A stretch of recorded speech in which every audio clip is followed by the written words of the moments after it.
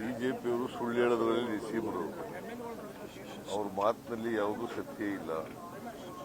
ಮತ್ತೆ ಅವ್ರು ಏನು ಹೇಳ್ತಾರೆ ಅದರಂತೆ ನಡ್ಕೊತಾ ಇಲ್ಲ. ಅದರಿಂದ ಬಿಜೆಪಿಯವ್ರ ಬಗ್ಗೆ ನಾನು ಹೆಚ್ಚು ರಿಯಾಕ್ಟ್ ಮಾಡಕ್ ಹೋಗಲ್ಲ. ನಾವು ಈ ಕ್ಷೇತ್ರದಲ್ಲಿ ಅವರು ಸೋಲ್ತೀವಿ ಅಂತಕ್ಕಂಥ ಭಯದಿಂದ ಹಂಗೆಲ್ಲ ಬಾಯಿಗೆ ಬಂದಾಗೆಲ್ಲ ಮಾತಾಡ್ತಾರೆ.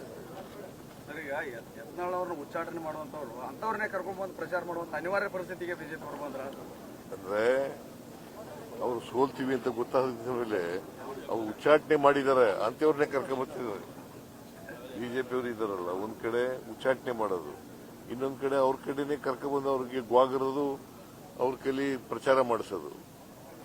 ಸೊ ಇದು ದ್ವಂದ್ವ ನೀತಿ ಅಲ್ವಾ ಸರ್? ಕೇಂದ್ರ ಸರ್ಕಾರ ಈಗಾಗಲೇ ಹೀನಾಯ ಸ್ಥಿತಿಗೆ ಇಷ್ಟೊಂದು ಹೀನಾಯ ಸ್ಥಿತಿಗೆ ತಲುಪ್ತಾ ಅಂತ ಉಚ್ಚಾಟನೆ ಮಾಡೋದು, ಅವ್ರ ಬೈ ಮಾತು ಅವ್ರನ್ನೇ ಕರ್ಕೊಂಡು ಬಿಜೆಪಿ ಯಾವಾಗ ಹೀನಾಯ ಸ್ಥಿತಿಯಲ್ಲಿ ಕರ್ನಾಟಕದಲ್ಲಿ ಇರೋದು. ಸರ್, ಕೇಂದ್ರ ಲೋಕಸಭೆ ಸ್ಥಾನಗಳನ್ನ ಒಂದು ಹೆಚ್ಚಿಗೆ ಮಾಡಿ ಇದನ್ನ ಮಾಡ್ತಾ ಇದೆ ಸರ್, ಅದಕ್ಕೆ ರಾಜ್ಯಕ್ಕೆ ಏನ್ ಲಾಭ ಆಗ್ತಾ ಇದೆ? ನಾನು ಹೆಚ್ಚಿಗೆ ಮಾಡಬಾರ್ದು ಅಂತ ಹೇಳಲ್ಲ, ಜನಸಂಖ್ಯೆ ಅನುಗುಣವಾಗಿ ಮಾಡಬೇಕು. ಬಟ್ ಅದರಲ್ಲಿ ಮಲ್ತಾಯಿ ಧೋರಣೆ ಇರಬಾರ್ದು. ದಕ್ಷಿಣದ ರಾಜ್ಯಗಳಿಗೆ ಕಡಿಮೆ ಮಾಡೋದು, ಉತ್ತರ ರಾಜ್ಯಗಳಿಗೆ ಜಾಸ್ತಿ ಮಾಡೋದು, ಆ ಥರ ಎಲ್ಲ ಮಾಡಕ್ ಹೋಗ್ಬಾರ್ದು. ಎಲ್ಲ ಯೂನಿಫಾರ್ಮ್ ಆಗಿ ಇರಬೇಕು. ಗ್ಯಾಸ್ ಸಿಲಿಂಡರ್ಗಳ ಅಭಾವದಿಂದಾಗಿ ಆಟೋ ಚಾಲಕರು ಬೀದಿ ಪರಿಸ್ಥಿತಿ ನಿರ್ಮಾಣ ಆಗಿದೆ. ಸದ್ಯದ ಪರಿಸ್ಥಿತಿ ಕೇಂದ್ರ ಸರ್ಕಾರ ಮಾಡಬೇಕ್ರಿ. ಇದು ಕೇಂದ್ರ ಸರ್ಕಾರದ ಕರ್ತವ್ಯ. ಗ್ಯಾಸು ಸಿಲಿಂಡರ್ಗಳನ್ನ ಕೊಡ್ತಕ್ಕಂಥದ್ದು ಕೇಂದ್ರ ಸರ್ಕಾರದ ಕರ್ತವ್ಯ, ರಾಜ್ಯ ಸರ್ಕಾರದ್ದಲ್ಲ. ರಾಜ್ಯ ಸರ್ಕಾರ ವಿತರಣೆ ಮಾಡೋದಷ್ಟೇ.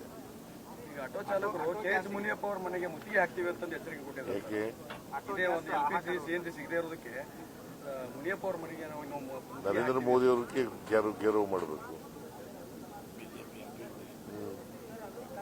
ಅವ್ರಿಗೆ ಗೆರವು ಮಾಡಬೇಕು. ಅವ್ರಿಗೆಲ್ಲ ಇದು ಮಾಡ್ತಾ ಇರೋದು. ಯುದ್ಧ ಇದೆ, ಯುದ್ಧ ನಡೀತದೆ. ಬಟ್